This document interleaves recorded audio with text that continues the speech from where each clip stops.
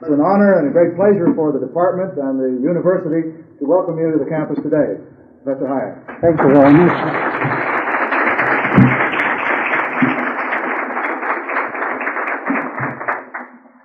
Although I admit that I'm really much more interested in the questions which the chairman alluded to as being the subject of my current work, I feel that the primary duty at this moment of any economist who is worth the title is to tell the public and the students that the present unemployment is a direct and inevitable cause of the so-called full employment policy we have been pursuing for the past 25 years. And most people still mistakenly believe that an increase of aggregate demand will lastingly remove the causes of extensive unemployment. And nothing short of the insight that it is the means we have employed for this purpose, the constant artificial increase in aggregate demand, that has produced that misdirection of labor which now manifests itself in unemployment, will prevent people in pressing for more inflation as soon as unemployment becomes at all dangerous. What seems to me the most important task to undeceive people about this belief that unemployment can be lastingly cured by just creating more demand. Now, I'm afraid this contention, which I believe a steadily increasing number of economists begins to accept, implies, however, nothing less than the assertion that the great majority of economists whose advice governments have taken in the last 25 years have been forfeited the right to be listened to in future and ought really to do penance in sackcloth and ashes about what they have been saying. Because that inflation has been brought about by following the dominating economic doctrine, the doctrine which is known as Keynesian economics. I stress Keynesians in the sense of the economics of a Keynesian school, because I have positive reason to believe that if Lord Keynes had lived, he would have become one of the foremost fighters against inflation. But he unfortunately died at a moment when the main effect of his past teaching, adapted to a particular situation, tended in the inflationist direction, as he himself told me once that his theories were frightfully important in the 1930s when the task was to combat an acute deflation, but that I could count upon him to change public opinion rapidly if his ideas ever should become dangerous. Now, unfortunately, 6 weeks after he had told me that, it was dead, and the development of theories was left in the hands of his pupils, who developed it in a manner which I am not sure he would have fully approved. Their extraordinary influence has recently been let out in a publication which probably has not yet reached this country. There has just been published in England an interesting volume of essays on John Maynard Keynes, published by his nephew Milo Keynes, containing contributions by his greatest admirers, including Mrs. Joan Robinson, in whose essay we find the curious remark that he admits that sometimes they, his pupils, had trouble in getting Maynard to see what the point of his revolution really was. that they were pushing him in a direction which he didn't quite like, I think is beyond question. Now, what did it really mean? It meant a scientific sanction to the popular view of the businessman that what prosperity depends upon is sufficient consumers' demand. Generalizing this and raising it to the dignity of an economic theory, it became Keynesian economics and led to the belief that all unemployment could lastingly be cured by simply keeping aggregate demand high enough. Now, this view came to a victory by a curious prejudice about what scientific method really demanded. Before the Keynesian sanctification of the businessman's view became dominant, there had been a widely accepted view about the cause of unemployment, which I still regard as a true one, which was later abandoned. That view was that unemployment, extensive unemployment, is due to a definite discrepancy between the manner in which demand is distributed between the different services and commodities, and the manner in which, on the other side, the resources are distributed between producing the different services and commodities, with the result that there were in each individual field differences between demand and supply, which led to unemployment. Our theory has one great disadvantage. It claims that unemployment is caused by a deviation of the actual price structure from the equilibrium structure, which would produce correspondence between demand and supply in each sector. Now, such a deviation of prices from a hypothetical equilibrium structure is something which by definition cannot be statistically measured. We can only find out what the equilibrium prices be if we let the market under appropriate conditions work and establish an equilibrium position. But since we don't know what equilibrium prices would be, we cannot measure the deviation of actual prices from look. Now that had the result that a generation which was taught that no theory should be adopted, which could not be proved statistically, dismissed this theory as not scientific.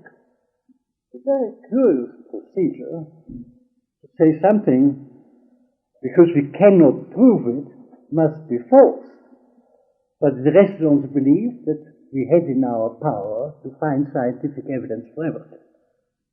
On the other hand, there was a much simpler contention that unemployment was caused by insufficiency of aggregate demand, and there it was in fact possible to show statistically there was a rough approximation between fluctuations in aggregate demand and fluctuations in unemployment.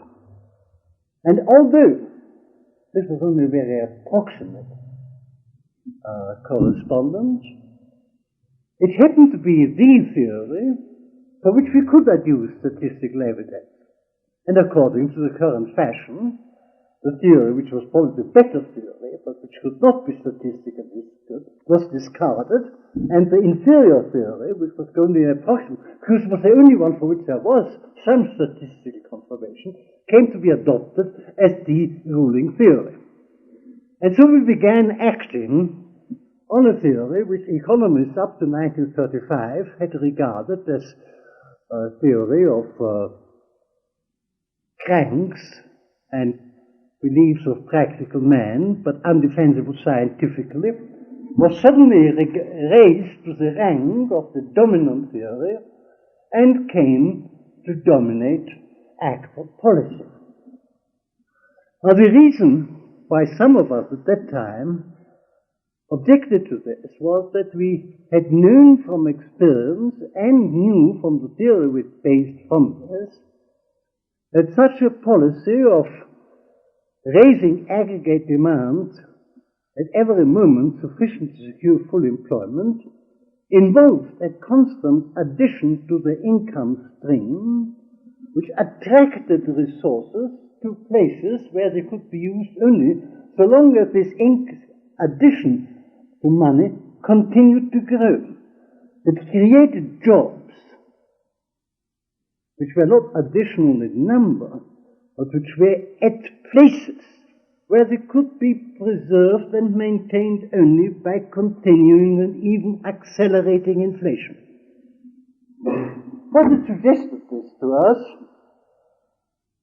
certainly to me and to many of people who thought at that time similarly, was the experience of the great German inflation, which I had watched from fairly close, and we had a good deal of it even in Austria where I lived through it, where during a very rapid inflation, so long as the inflation accelerated, there was no unemployment.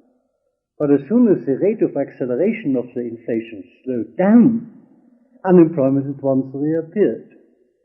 It was exactly this which led us to recognize the effect of inflation on producing misdirections of the use of labor, which led on these past occasions to periods of unemployment which we found, which we called then stabilization crisis, an almost invariable phenomenon at the end of an inflation period. And developing this, we began to recognize that after all, the great industrial fluctuations of the past, the so-called business cycle, were just miniature phenomena of the same kind.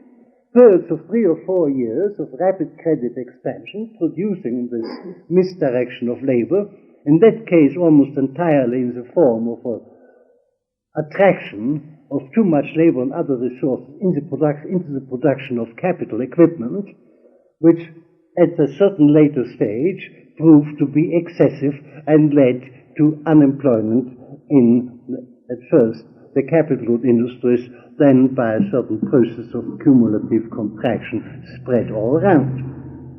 The point we then maintained, and which I particularly tried to elaborate just before Keynes became so influential, was essentially that the initial cause, even of the past periods of unemployment, was not an insufficiency of final demand, but a misdirection of labor during the boom period, which when the boom came to an end led to unemployment in this field.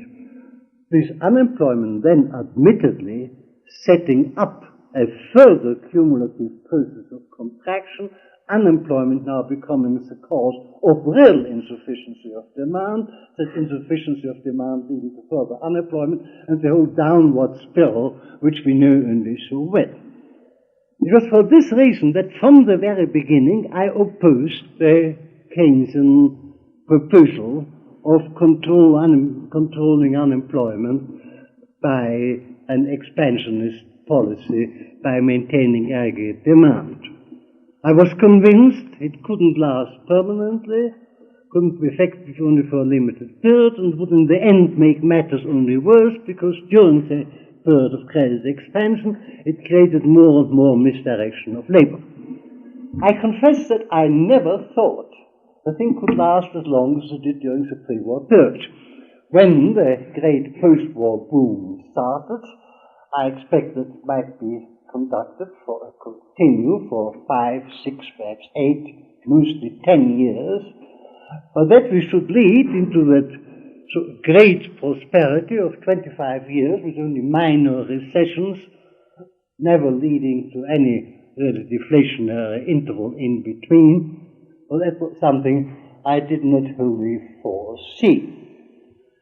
But I had not really, perhaps, fully understood that in the past, the check to the expansion did usually not come from any inherent cause that it already become impossible to continue, but by external factors. The mechanism of the gold standard during the 19th century and early 20th century provided an early automatic check to expansion. We have removed that. We have, with Bretton Woods, removed another check by placing the burden of adjustments entirely on the surplus countries and relieving the deficit countries from ever having to contract. When there then became a danger of this expansion being checked, we invented a method of creating additional international liquidity solely for the purpose to prolong the period of expansion. And in the end, by removing fixed rates of exchange, we removed the last automatic check on expansion. And that made it possible to continue the inflationist prosperity for practically 25 years, till the obstacle came from people feeling they no longer would put up with that amount of rise of prices which at that stage it brought about. But they are still in a mood where they believe, and in fact all the politicians still promise them, that they would get at the same time cessation of inflation and very soon full employment. Once they realize that this is impossible, that if you stop now inflation, you must get unemployment, there will be an outcry for more inflation. Now, that partly with a reservation in the people's minds that after all we can deal with the effect of inflation by price controls. And I fear what we are actually heading for is that the unemployment, which has now appeared as a result of checking the process of inflation, will cause such pressure on the politician that the inflation will be resumed, but that the protest against rising prices will force government to combine continued expansion of the quantity of money with extensive price controls. That will make the whole market mechanism largely ineffective, and that we shall get this worst of all possible worlds, a so-called repressed inflation, where there is too much money, but the increase of money cannot work itself out in prices, where in consequence the whole steering mechanism of the market is entirely suspended. I'm afraid I feel very pessimistic about the immediate future. I always add that so far as this country is concerned, the one spark of hope which I see is that I knew from long observation that you people here are capable of changing your opinions amazingly rapidly, and that the present state of opinion, which forces a certain development, may no longer be the dominant state of opinion in a year's time or in 2 years' time. Then it would be possible to do what has been done in the past, that some skillful man, believing not in any kind of very sophisticated theory, but who has grasped the bare elements of the quantity theory of money, which for practical purposes is still the most useful thing, although I have many objections against it as an adequate explanation, and will, as people like Hjalmar Schacht did in 1924, or Dr. Erhard did in 1949, just say, well, we stop the increase in the quantity of money and carry it out. The only doubt I have is whether, with all your willingness to change your opinions, you are prepared in such a crisis situation, if a suitable man should turn up, to give him the power he would need to carry such a program through. I'm not sure that Dr. Erhard, who really achieved a miracle in Germany by having the courage of bringing about a currency reform and removing all controls at the same time, could do the same sort of thing in this country. I think it's much too dependent on the whole machinery of government. I will just tell you in conclusion a joke, or not a joke, a true story, which Dr. Erhard loves to tell about his own experience when he had decided and informed the other authorities that he was to announce on a certain day in 1949 that he was on the one hand carrying out a currency reform which involved the complete stoppage of the increase in the quantity of money, and at the same moment to scrap all price controls. General Mark Clark, the commander of the American Army of Occupation, came to see him and said, "Dr. Erhard, all my advisors tell me you are making a great mistake." On which Erhard smiled and said, "So all my advisors tell me." And proceeded with what he intended to do. I wonder whether there could be, with the existing American system of government, a man who would act according to his conviction, disregarding the advice of his advisors. Thank you.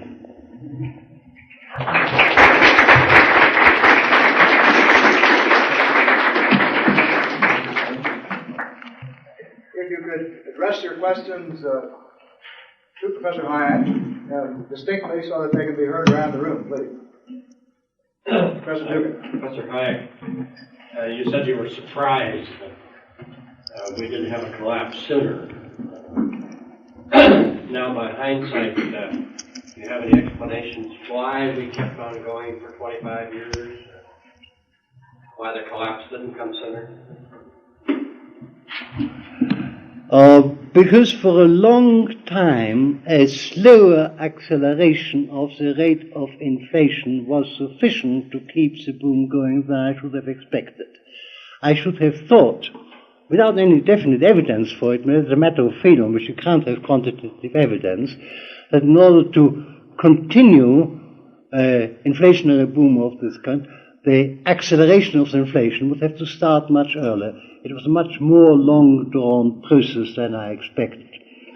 I believe my rather unreflected expectation of a soon end was really based on the purely factual experience that in the past the check, which had come from external restraints, the ones I mentioned, had come so much sooner.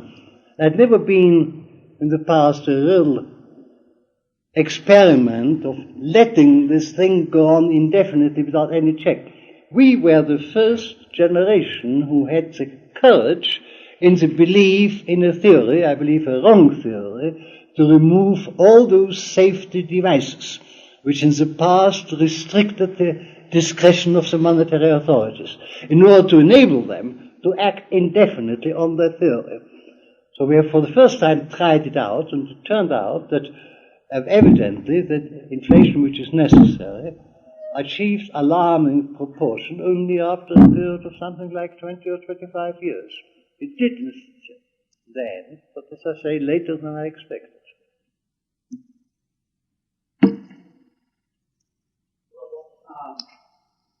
If the policies of aggregate demand, increased aggregate demand that had been followed for the last 20 years in the post-war period, according to Keynesian economics, had not been put into effect, had not the world economy followed the same pattern of economic activity that it had before the war, which was one of high unemployment and perhaps low inflation? Well, I question what you mean by had the policy been followed. In a sense, it has been followed. In total quantity of money, total income streams have continued to increase. If you mean,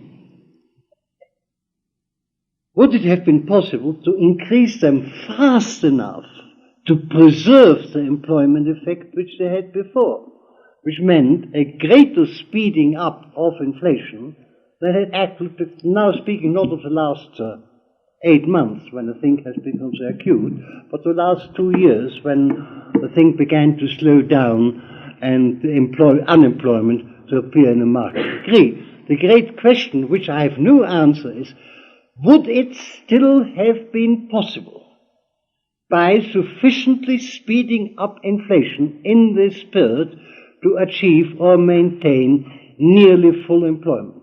I just don't know. I rather hope that now it is no longer possible.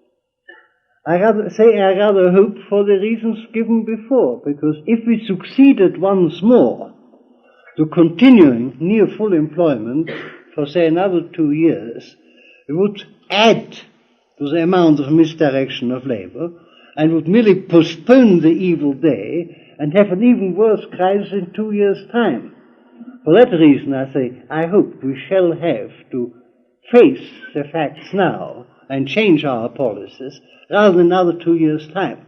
I'm afraid if the politicians knew that there's still a chance of, say, recovering full employment for a few months before the next election, they would certainly try that and say, after the deluge, if we only can assure by a short spurt of near full employment that we are re-elected or that we are elected, they will do it. That, of course, is incidentally an illustration to a point I only implied. You know, what many of my fellow economists do not seem to see is that very frequently what from an economic point of view is only the second or third best institution may still be the best from a political point of view in the world in which we live. It may well be, I doubt it, but it may well be that the monetary authority, with complete freedom to act as it wanted, without any rules, merely doing the appropriate things, but completely protected against political pressure, would act more wisely than any kind of mechanical system. But in the world in which we live, the most important system is that the monetary authority has an excuse of saying no to political pressure. And from that reason, I personally believe that certainly fixed rate of exchange are absolutely indispensable. They may be inferior in a system where the monetary authorities are wise to flexible exchanges. But the reference to the necessity of maintaining exchange rates is almost the only defense monetary authorities have against the political pressure to do a little more inflation. And if you remove that one restraint, it's inevitable that they are being driven in an inflationary policy. Therefore, I believe that what is second best from an economic point of view may still be indispensable from a political point of view if you want to place the monetary authorities in a position where they can avoid doing greater harm.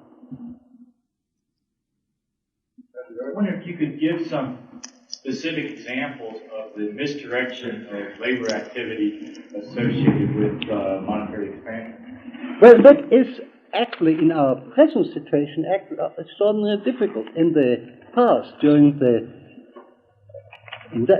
business cycles, it was comparatively simple, because then nearly all the credit expansion came by way of an expansion of credits for the purpose of industrial investment.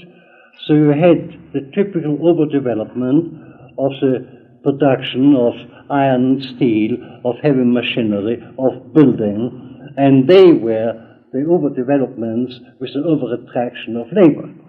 Now, the process of credit expansion during the last 25 years has only been partly of that character. It has come very largely by different routes. So I believe you can make no general statement about it.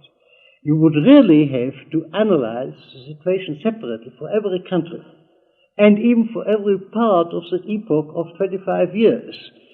And what the net effect is, whether there still is any one large block of misdirected labor, or whether it's widely spread with all kinds of very specific things, whether what is more important is that overinvestment has been going into industries connected with investment, or in industries or trades where the expectation of a future rise of prices was the guiding factor. I simply do not know. The general model tells me that a great many misdirections must have occurred. In a simple situation, like the past business cycle, I can point to a class of industries. I know now it must be very dispersed. That may have the advantage that less serious.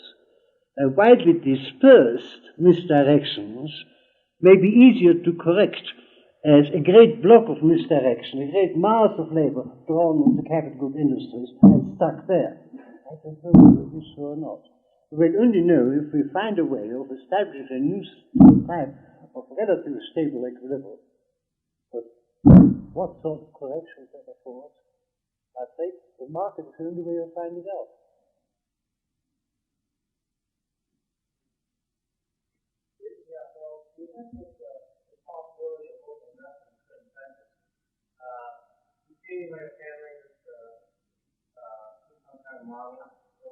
Again, I mean, the chairman was very kind to me and gave all kinds of reasons for you speaking aloud, but he mentioned the main fact that I'm semi-deaf, which is really a good reason. I'm deaf, literally deaf on one ear, and which might amuse you, that I'm deaf on the left ear, has given rise to a great deal of joking about the political significance of this. And since I've since discovered that Karl Marx was deaf on the right ear, I'm beginning almost to believe it. But if you will speak up and speak so it can see your mouth, I think I shall be able to answer your question. Oh, do you envision any kind of model building that could deal with this effect of overinvestment in certain sectors?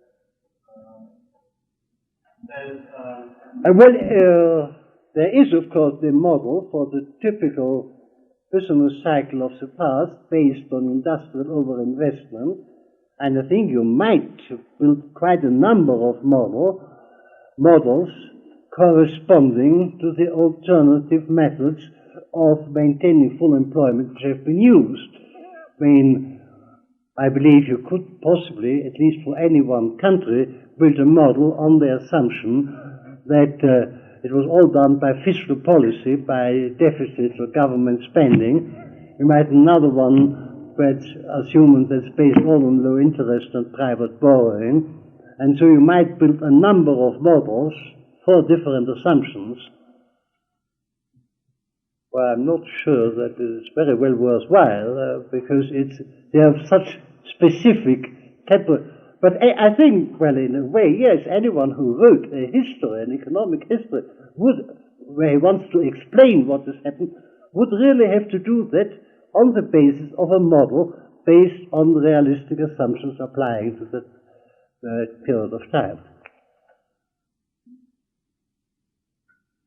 Marx predicted this sort of misdirection of, in this idea of the self-expansion of capitalism.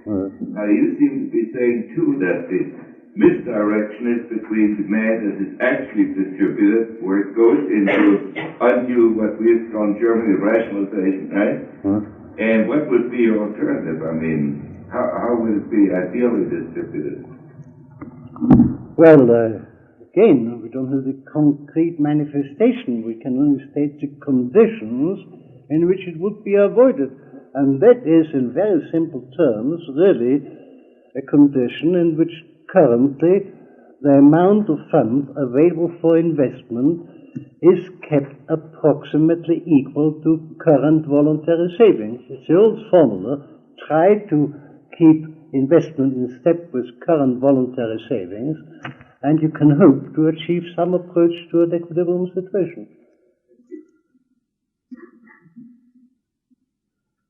Have you considered rewriting your book, The Road to Serfdom, taking into consideration any recent trends towards socialism? Again, I must ask you to speak up. I heard there's a question about my... Rewriting your book, The Road to Serfdom, and take into consideration any increasing trends towards socialism? Have you considered rewriting The Road to Serfdom, taking into account trends towards socialism in the United States? No, I couldn't do that again. That was in a very particular flush of excitement about a problem. I wish somebody would do it. I think it's worth doing, but you cannot always write the books which may be wanted by the times. Your mind develops in a certain course, and I feel other things I'm better qualified. In fact, I refused, actually, again, if I may tell you a story,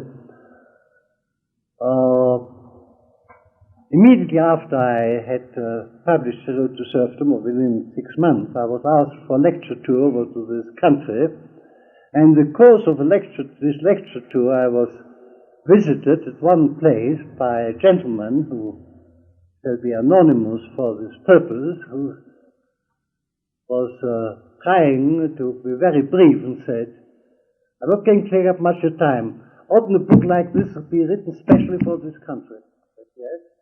"Are you prepared to do it?" "No." "Could somebody else do it?" "Yes, probably. If you give him 2 years and he's intimately acquainted with the conditions and passion." "How much would it cost?"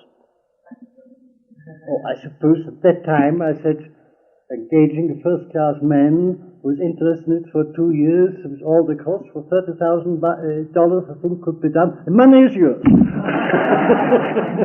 Well, I didn't find the money. Mr. Lady?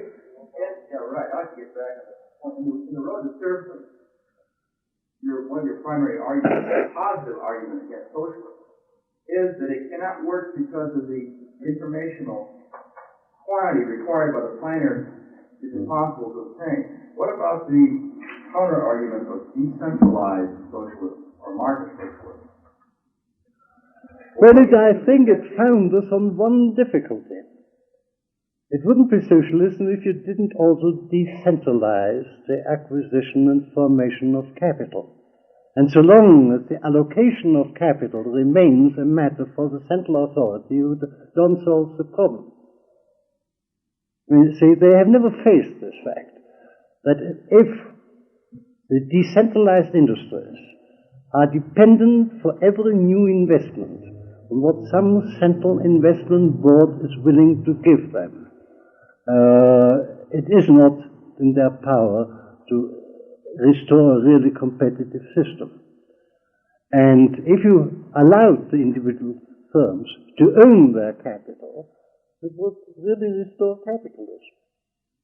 In other words, say a capitalist country, you turn the factories over to the workers, you eliminated the bequeathing to your children the wealth from the factory. Only if you worked in the factory you had to say in the allocation of the capital, what would be produced and how it would be priced and so on.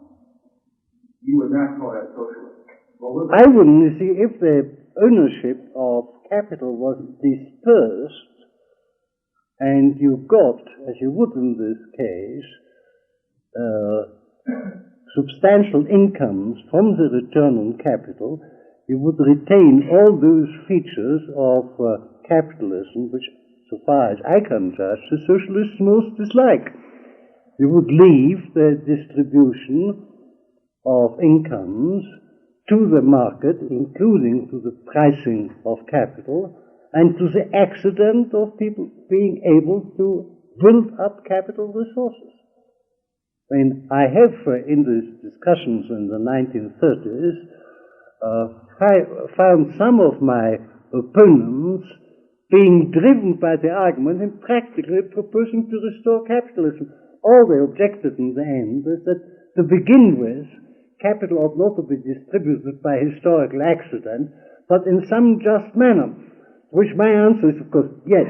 To begin with, you might have it, but if you let then the system work, in 5 years it is again distributed by the accidents of the market, and not longer by justice, and you are back where you were. Mike, could you comment on the opportunity of direct involvement, direct subsidy by the government toward unemployment problems? I don't know what these proposals are. Apparently you're referring to some American... Well, there was a full experience in Germany back in the 1930s. Are you just thinking of public works as means of creating employment? That could be one method, or Well, that may in certain circumstances be necessary when it comes to the question of what I before called the secondary depression, that deflationary, cumulative deflationary process which is started by the initial appearance of unemployment. In fact, I knew no other way of combating it except some form of public works, which in that case does. I knew that it also creates certain difficulties by potentially creating misdirections of labor, but if you employ these people on work which is really only a temporary expedient where they don't want to stay but will be looking for something else, and at the same time use it only to give them an income so that the general demand for consumers' goods is maintained at approximately the kind they would have if these people were employed, I think this is still the best way out. Perhaps I should explain here one thing, because I have a reputation for things, advised things in the past, which is not fully justified, or which rather I can explain. See, I did actually argue in the 1930s, during the beginning of the Great Depression, that a deflationary process of some time had a function in restoring equilibrium. The reason for this was that already then that rigidity of wages, which has now become a major problem, was making itself its first appearance. And I was hoping, probably wrongly, but for political consideration, that this wage rigidity, which made the market ineffective, might still be broken by a short process of deflation. Now, that's a matter of practical judgment. I no longer think now this is an effective means. I think we shall have to find other means to restore a genuine labor market. But I admit that in the early 1930s, perhaps partly guided by observing the British experiment. See, the British had, very honestly but foolishly, tried in 1925 to return to the gold standard at the former parity, and had for 6 years stuck through a very painful process of deflation, which in the last 2 years had gone very far in bringing about play in wages, fall of some wages, and which it had gone on, probably would have restored a wage structure which corresponds to equilibrium. They gave up in the acute crisis of 1931, I think in the belief that this hope of bringing real wages down had miscarried. And I think after that, it was hopeless to think that any government would again try this. That attempt was discredited, rightly or wrongly. And when I, in the early 1930s, still held to believe it was probably a political misjudgment, but I would just explain that it was for this reason, not for a general consideration, that I then did occasionally maintain that some little deflation might be a good thing.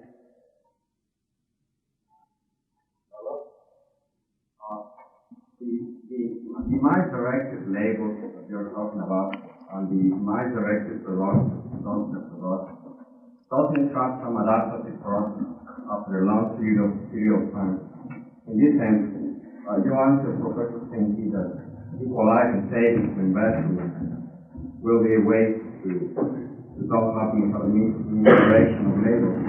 But after 25 years that you have been having this mind-direction, isn't it true that this mind-directed labor is already in the market and it's part of the market? So that if you equalize savings and investment, maybe you will mind-direct other labels and not the one mind-directed originally. How can you know which is one? What do you mean it is already part of the market? Of course it is a fact that the labor is in places where it could not be kept in employment without the continuance of accelerating inflation. That means, in my opinion, that you cannot get a stable distribution of resources without some considerable redistribution. It is true that the new equilibrium, which we must hope to achieve, will have among its determinants certain capital accumulations which have happened in the interval. It will not be the same which we would have achieved if we had not inflated and had achieved the equilibrium in 1925. There are new data which determine the present equilibrium in the form of the particular kinds of capital goods which have been created in the interval. But it's still a problem of adjusting the distribution of labor to these data which now exist and which we must accept. And the thing is, I believe, that this will involve that a good many people cannot hope to continue in their present jobs. And if they are to find durable employment, must move elsewhere. Mr. Hayek, you seem to... You stand up? Excuse me. Please. Given your current belief that it's politically unlikely that we can solve aggregate problems and the problem of relative prices through deflation, I'd like to know what, in your opinion, stops relative prices from adjusting to their proper level in the process of a purely monetary inflation. The fact that price changes happen not at the same time but successively in a certain order. The additional money comes in at some point of the economic system, hits certain prices first and reaches others only very late. And while this proceeds, there is a constant, what shall I call it, inclination in the price system, with those which are hit first always somewhat ahead, and those which are reached last always in the end. And this distortion of the whole price system can be corrected only if this extra influx at some point, or some points nowadays, stops. I sometimes use a homely simile, which perhaps helps you to see what I have in mind. The effect of a change in the quantity of money on the price structure can be compared to the effect of a stream of syrup into a pot of syrup when the thing falls into the middle. You will have a little hill in the middle which gradually spreads to the side. And so long as the stream of additional syrup lasts, you still have this distortion and no equal level. It's only when the stream stops that it will level out again. So while inflation lasts, the price structure is always distorted. Just as while the influx of syrup lasts, the level of the surface is always distorted. Could I just add one partial question to that? You feel this is true even in the face of inflationary pressure through consumer credit? In the earlier distortions, the initiation of business cycles, it was often because of the point of injection of additional spending power, which led to an overinvestment in capital goods. But we're often asserted to have a consumer-oriented inflation with the expansion of consumer credit. It certainly is, in my opinion, but of course it leads in the most controversial theoretical issue which exists in this field. The fact whether changes in the level of consumer prices are automatically transmitted to the prices in the higher levels, or whether there is a possible change of this relationship. I mean, some of you may have come across the concept of the Ricardo effect, which bases itself very largely on the fact that a change in the relationship between the prices of consumers' goods and the prices of factors has a profound effect on the volume of investment. So it may well be that an increase in the demand for consumers' goods may have very deep effects. I would say not attempt merely to maintain the demand of consumers' goods at a level where the prices of consumers' goods will keep at the same. And that's what I had before in mind. That's the purpose for which I would employ public works if an actual deflation threatened. I would have the public works essentially to create a source for money to spend on consumers' goods. People of the building ones. I'm a little worried about the concept of equilibrium. Oh, yes, well, we all are. We all are. There's a figment of the human imagination, and the real world, of course, it never exists. It is sort of the world as an evolutionary system. Although it's a very useful figment, I wouldn't want to throw it away. I have a great deal of sympathy with the view you expressed that the structural problems of society are not necessarily solved by these overall aggregate measures. The only difficulty is that the aggregate measures seem to be all we know how to do. I think that, by the way, I can put this in a question. If I ask, why was the Keynesian revolution so successful politically, whereas the view which you represent in a sense was not. And that, well, that's right. Why don't I ask you? Let me ask you. Because I'm not being ad hominem. I think this is back to the last 25 years. I'm trying as much as you to avoid the concept of equilibrium because I appreciate its misleading character. And yet there isn't a simple, short other term which you can use. We need a description for a state of affairs in which the activities of the different members of an economic system are so adjusted to each other that each has at least a good chance that his expectations will be met. Now that's what we like to achieve, and our policy aims at bringing out something like that. This sort of state has first been described by the mathematical economists by applying the term equilibrium to it, and we haven't got a better term. I would very much prefer to have another term, and in my present writings, when I speak of equilibrium, I generally put it in inverted commas, I think as you do, for the same reasons. But it's a general dilemma in getting a rather complex set of ideas over. Should you use an oversimplified explanation which is readily intelligible, or should you be very careful, cautious, and introduce all your provisos and hesitations you have about them, with the result that the reader either gets lost or thinks, well, that's all very muddled and unclear. We prefer something simple. At the present moment, nobody could be more, let's call it, irritated by the current oversimplification in economics than I, except perhaps Professor Boulding. He may be more irritated by it. We have this in common.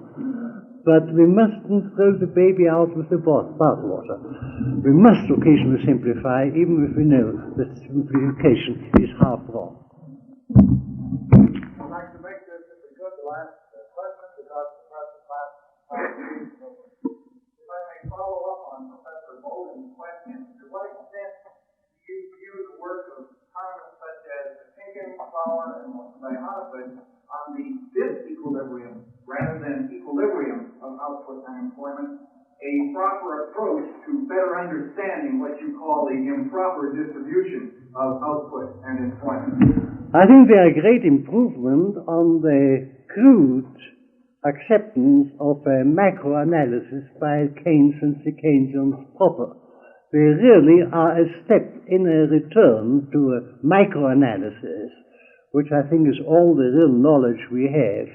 I think all the macro-analysis or macro-dynamics are rough approximation which we have temporarily adopted because they help us to deal with the statistical data which we have, but which are really very misleading. I mean, let me just add one thing. The reason why when Keynes published his General Theory, which became his most influential book, I did not return to the charge. I did not devote as much effort to criticizing as I had done earlier, because I didn't at once realize that the main difference was no longer a difference of particular points of detail, but that the book really marked the transition from microeconomics to macroeconomics. It took me years to find it out, but what I would have to do is not to criticize Keynes' particular form of macroeconomics, but my objections were against macroeconomics as such.